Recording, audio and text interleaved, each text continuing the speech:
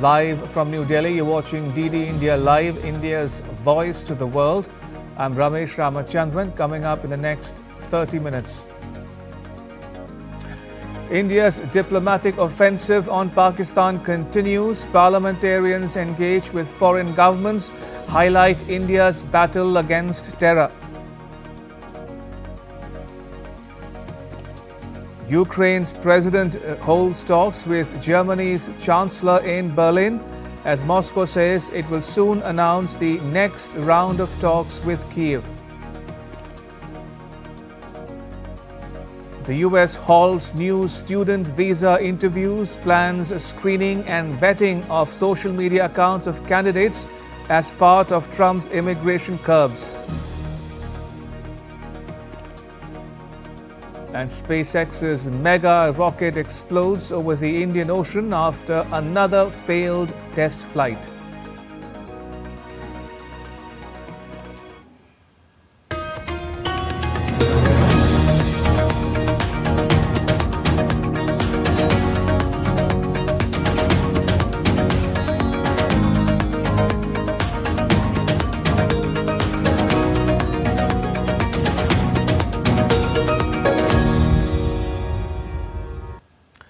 New Delhi's message of zero tolerance against terrorism is echoing worldwide, with India's multi-party delegations holding back-to-back interactions with world leaders, parliamentarians, think tanks, media and civil society in different countries to further unmask Pakistan's cross-border terrorism.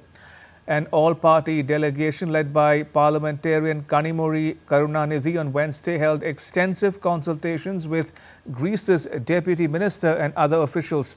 The delegation also held a meeting with the Director General of the Hellenic Foundation for European and Foreign Policy.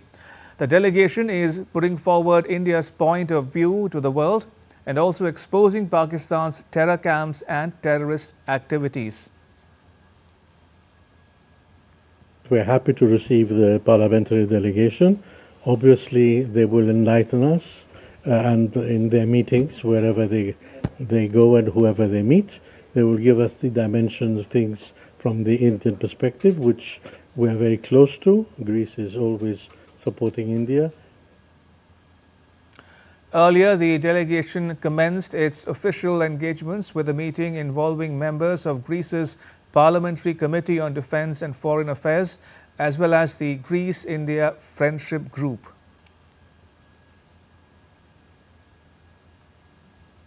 An all-party delegation led by parliamentarian Ravi Shankar Prasad is in Italy's Rome on the second leg of a multi-nation visit on Wednesday. In Rome, the delegation began its engagements with a briefing from India's Ambassador Vani Rao. The delegation met the head of the Italian Senate's Foreign Affairs and Defence Committee. The delegation gave a briefing on India's united stance against terrorism and zero tolerance against cross-border terrorism. The Italian lawmaker heading the Senate committee said that one should speak with one voice against terrorism and proposed an India-Italy cooperation to address this global scourge. The delegation met with the President of the Committee on Foreign Affairs and European Commission. An all-party parliamentary delegation led by Sanjay Kumar Jha met Indonesia's Vice Minister of Foreign Affairs. It was conveyed that the attack on innocent civilians at Pahalgam was an attempt to disrupt peace and drive a wedge between communities. The Indonesian side reiterated its condemnation of the terrorist act and extended its support in the fight against terrorism in all fora. And DD India's Chandni Vasandhani has more from Jakarta. I'm reporting from outside the ASEAN Secretariat here in Jakarta, where the all-party parliamentary delegation led by MP Sanjay Kumar Jha held crucial meetings earlier today. At the meeting, they spoke about combating terrorism and violent extremism. The delegation arrived in Jakarta earlier on Wednesday morning after successful visits to Japan, South Korea and Singapore. Earlier, the delegation also met with key Indonesian parliamentary figures, including the Indonesia-India Parliamentary Friendship Group. The primary objective of these discussions was to convey India's strong commitment against terrorism. The Indonesian MP said that Indonesia condemns terrorism and believes in dialogue for solving problems. Now, this clearly indicates Indonesia's support for India's zero-tolerance approach to terrorism. The Indonesian side also said that terrorism goes against humanity and must be rejected globally. After that, the delegation met with the Deputy Foreign Affairs Minister of Indonesia. Now, this visit will continue until May 31st, and after that, the group will continue to Malaysia. This engagement really shows the depth of India's diplomatic outreach and its commitment to wipe out the threat of terrorism. I'm Chandni Vasandani reporting from Jakarta. Another multi-party delegation led by lawmaker Baijent Panda is in Saudi Arabia on the third leg of a four-nation visit.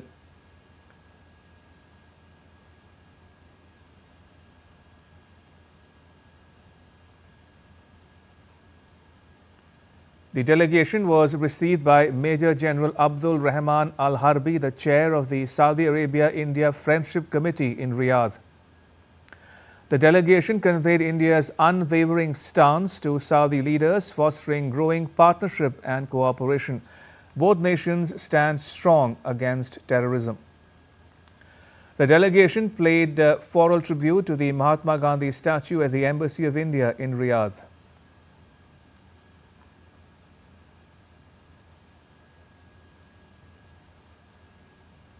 An all-party delegation led by Supriya Sule continued with its engagements in South Africa. The delegation was welcomed and received by Consul General Ruby Jaspreet at Cape Town for a meeting with ministers and parliamentarians of South Africa. The delegation explained the background of terrorist incidents in India, including the recent Pahalgam attack, and conveyed India's united message of zero tolerance against terrorism. Moving on, Russia says it will soon announce the next round of direct talks with Ukraine. Russia's Foreign Minister Sergei Lavrov on Wednesday said that the neutral status of Ukraine remains one of Moscow's key demands in the peace negotiations.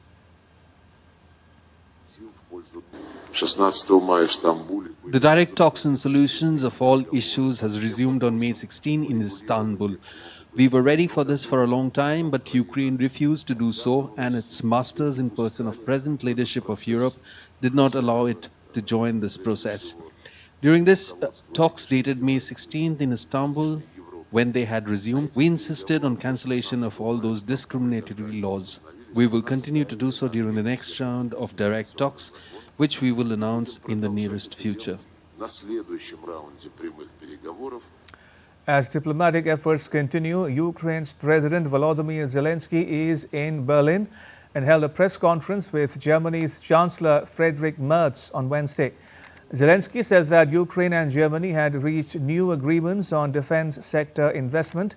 The Ukrainian leader also added that Russia is constantly looking for reasons not to end the war. Upon his arrival, Zelenskyy was received with military honors at the Federal Chancellery. Earlier on Monday, the German Chancellor had endorsed Ukraine's right to launch long-range missiles into Russian territory.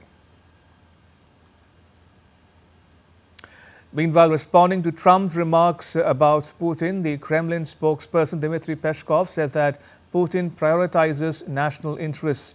Peskov also expressed Moscow's gratitude for Trump's mediation efforts and affirmed that contacts with Washington, D.C. will continue. U.S. President Trump made the comments on Tuesday, saying that Russia's President Vladimir Putin was playing with fire. Trump's latest remarks come after some of the largest drone and missile attacks on Ukraine since the conflict began in 2022.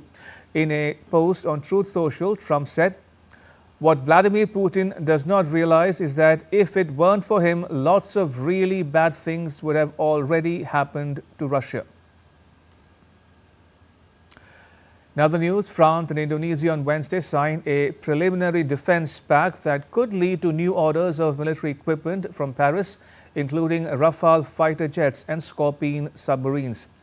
In 2022, the two countries signed an $8.1 billion defense deal that included an order for 42 Rafale fighter aircraft made by France's Dassault Aviation, as well as a series of agreements including submarine development and ammunition.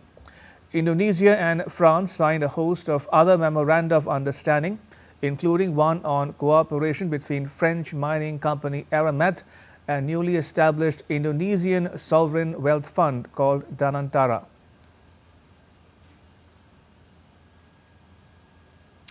As Tehran and Washington, D.C. prepare for a sixth round of talks to resolve a decades-long dispute over Iran's nuclear program, Iran's nuclear chief has said that the country might allow the UN atomic watchdog to send U.S. inspectors to Iranian sites if talks succeed. Take a listen.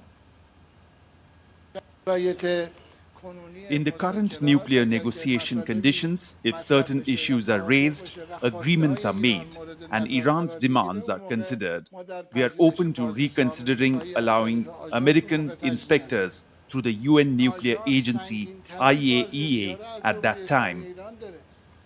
All right, now take a look at what else is making news around the world. Hundreds of taxi drivers in Spain staged a go-slow protest in the capital Madrid on Wednesday against the increase of licenses of ride-hailing vehicles. Drivers warned that companies such as Cabify and Uber threaten to push traditional taxis out of business and criticized the unregulated surge pricing during busy events or bad weather. In a first-of-its-kind intercontinental journey, a crew navigated the Candela C8, a flying electric boat across the Strait of Gibraltar. The boat covered the 24 nautical mile journey in just over 1 hour.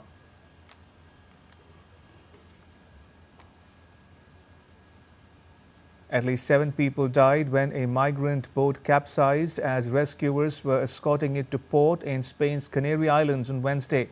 The open-top boat, laden with about 180 people, went down as it neared La Restinga harbour on El Hierro.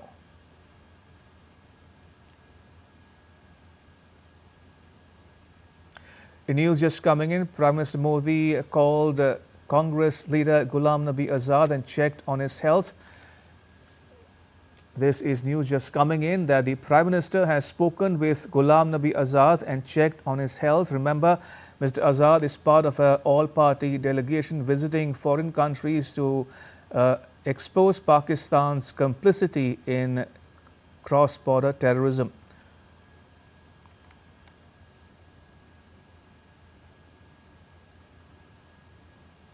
If you're just tuning in, this is news just coming in. PM Modi has spoken with Ghulam Azad and checked on his health. Remember, the leader has been hospitalized in Kuwait, and he is part of an all-party delegation that is traveling to foreign countries, including countries in West Asia, to expose Pakistan's cross-border terrorism.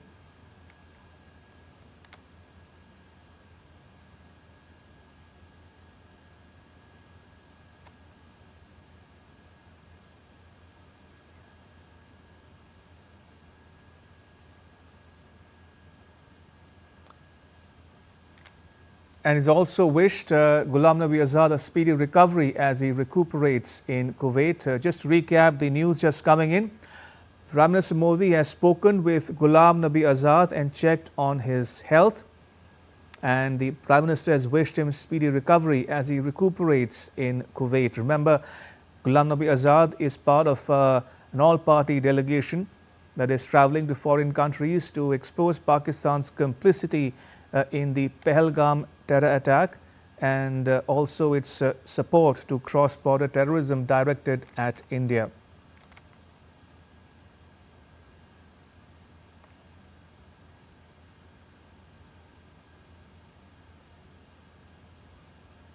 All right, still to come on DD India Live.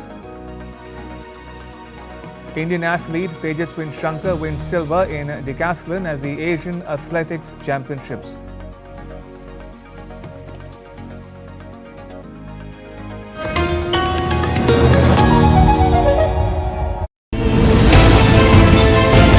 Geopolitics and trade deals.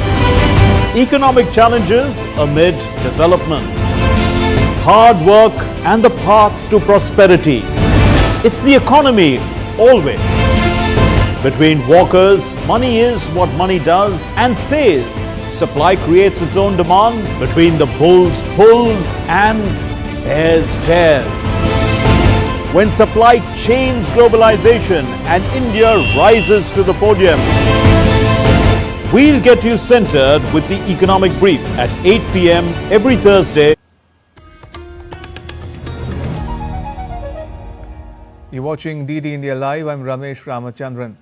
The U.S. government has ordered U.S. missions abroad to stop scheduling new student and exchange visitor visa appointments as the State Department plans to expand vetting of applicants' social media profiles.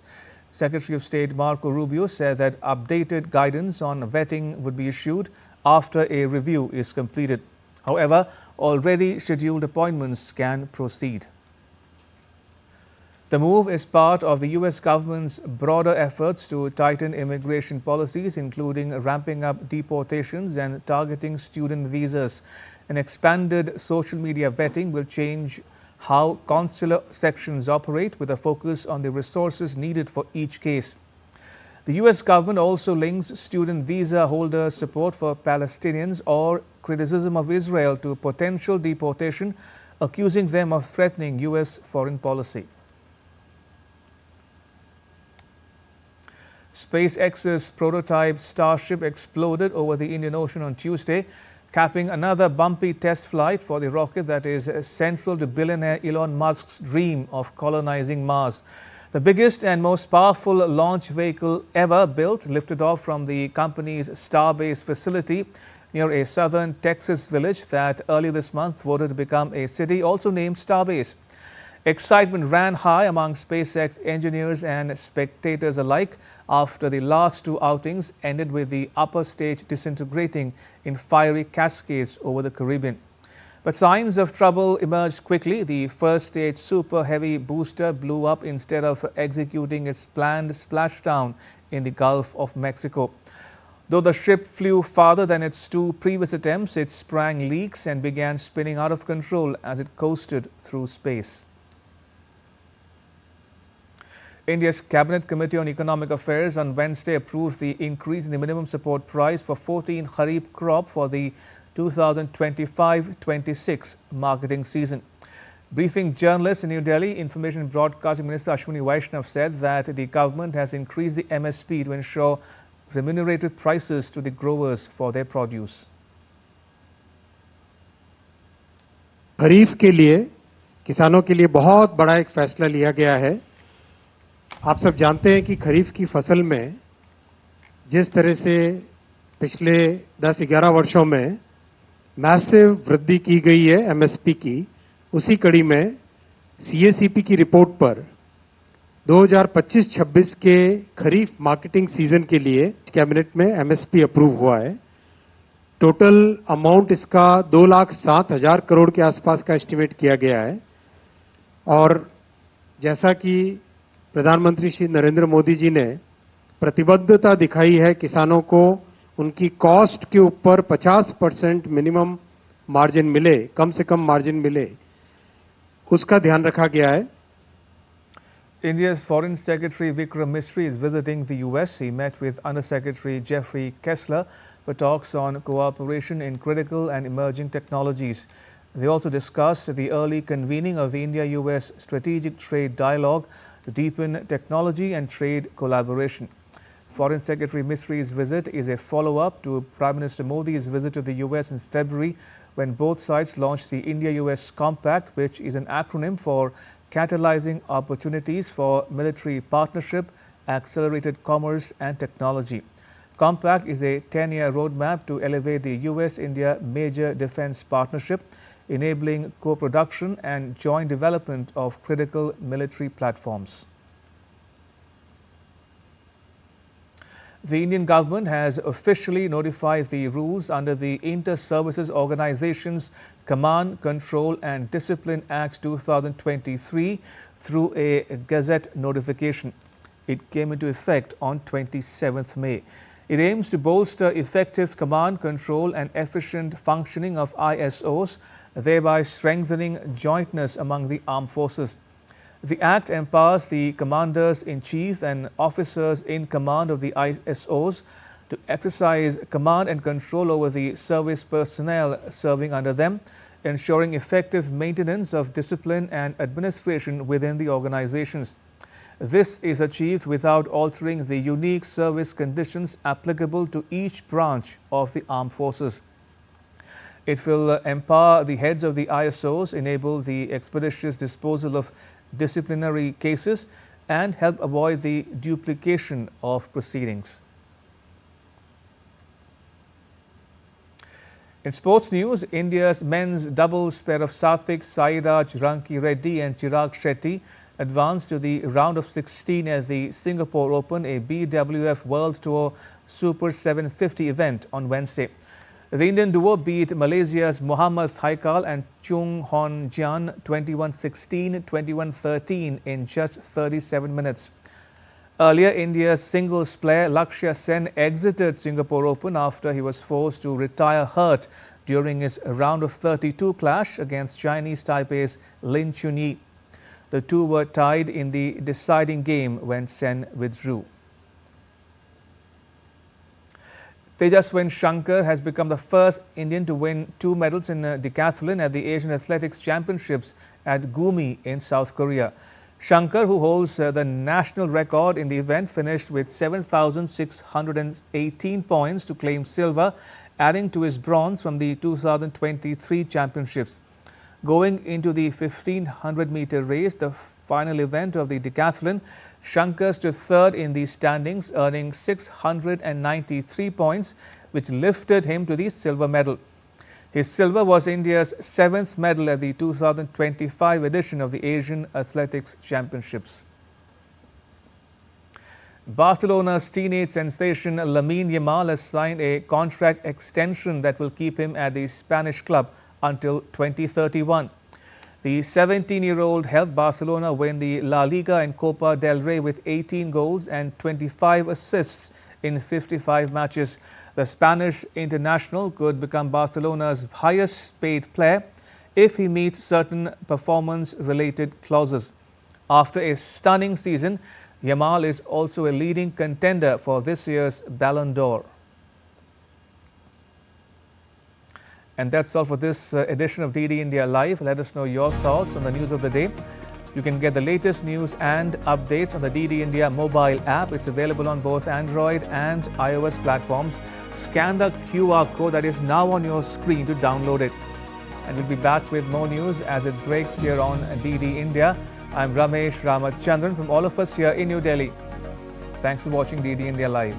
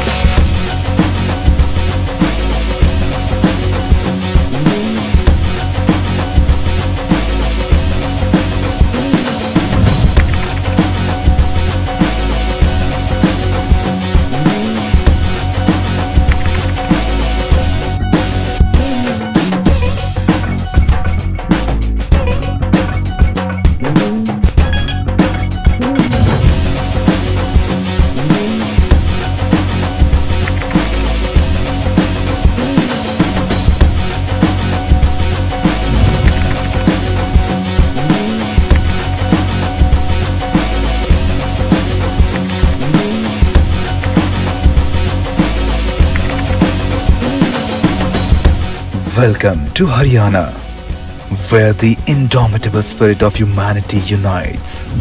Vasudhaiva Kutumbakam.